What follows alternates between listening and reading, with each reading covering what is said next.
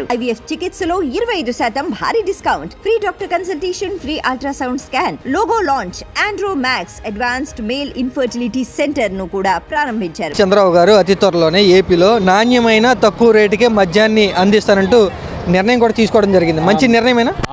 మంచి నిర్ణయం కాదు. ఆ మందు అసలు అవసరమే లేదు. మందు అనేది అవసరం లేదు. ఎందుకంటే మందు ఉండటం వల్ల ఏమైందంటే ప్రజలకి చాలా నష్టం అయింది. ఇప్పటికే చాలామంది రోడ్డు మీదకి వచ్చిస్తున్నారు, చాలామంది అడుక్కుని కూడా తింటున్నారు, చాలామంది వ్యభిచారాలు చేసుకుని కూడా తింటున్నారు. నేను ఇది మాత్రం అక్షరాల నిజం.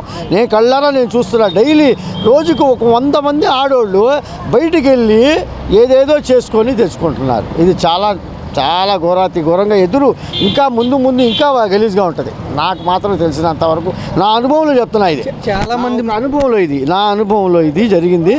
నేను చూస్తూ ఉండగా చాలామంది ఎంతమంది తెలుసా ఆడవాళ్ళు ఏంటి ₹1 లేక మొగుళ్ళు తెచ్చుకోలేక డబ్బులు ఆదాయం సాలక బయట కూడా వీళ్ళు కూడా బయటికి వెళ్ళి ఏదో విచారాలు చేసుకొని అవి తీసుకొని వస్తున్నారు ₹1.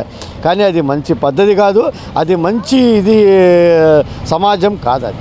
ఎందుకంటే నలుగురిలో మంచి సమాజంలో బతకాలా, మంచిగా ఉండాలా.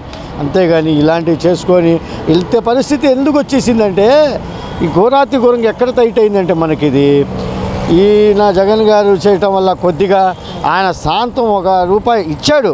కానీ మధ్యలో ఆగిపోయింది 6 నెలల నుంచి.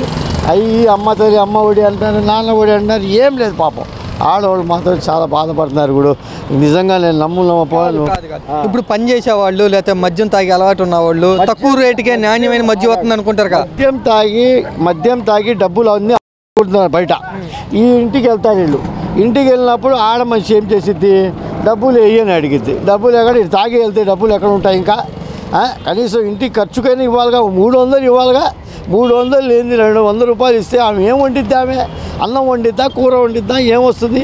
₹64 బియ్యం, ₹70 మంచి బియ్యం తింటే ₹100 సంసారం గడిసిద్దా గడవదా? నాకు కరెక్ట్గా చెప్పాలి అది ఆన్సర్. గడవద్దు. ఎందుకంటే ఇది మాట నిజం. ఇది చాలా ముందు చాలా జాగ్రత్తగా ఉండాలా.